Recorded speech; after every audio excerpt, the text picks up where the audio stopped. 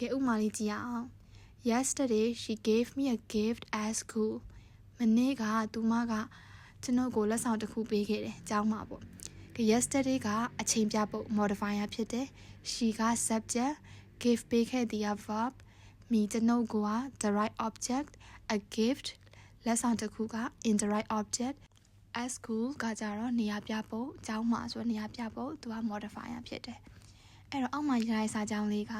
အင်္ဂလိပ်စာကြောင်းအများစုကအားလုံးနီးပါးကဒီအဓိက formula လေးကိုလိုက်နာကြတယ်တချို့စိတ်ပိုင်းလေးတွေကိုပေါင်းထည့်မယ်ကိုလိုမယ်ဆိုရင်တချို့စိတ်ပိုင်းလေးတွေမလိုဆိုရင်ဖယ်မယ် remove လုပ်မယ်ဒါမှမဟုတ်ရင် move ဆိုတာက modifier ကိုအရှိမလည်းရေးလို့ရတယ်အနောက်မှာလည်းရေးလို့ရတယ်ခါလေးအလယ်မှာလည်းထားရေးကြတာရှိရပေါ့ဒါ modifier တွေအကြောင်းကိုပို့ပြီးတော့လေ့လာတဲ့အခါမှာသိသွားမယ်ဥပမာလေးတွေတစ်ချက်ဖတ်ကြည့်အောင် Today I study English at home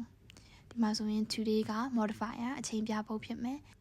I က subject study က verb English က object at home ကနေရာပြပုတ် modifier ဒီနေ့ကျွန်တော်အင်္ဂလိပ်စာကိုအိမ်မှာလေ့လာတယ်တဲ့ example 2ကကြတော့ she is a teacher at my school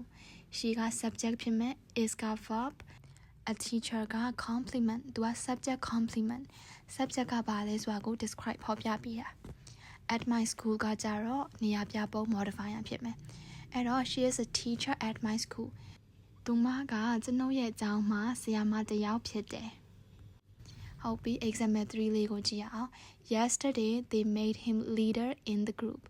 yesterday ကအချိန်ပြပုတ် modifier ဖြစ်မယ် they ကသူတို့ဒီဆိုတော့ subject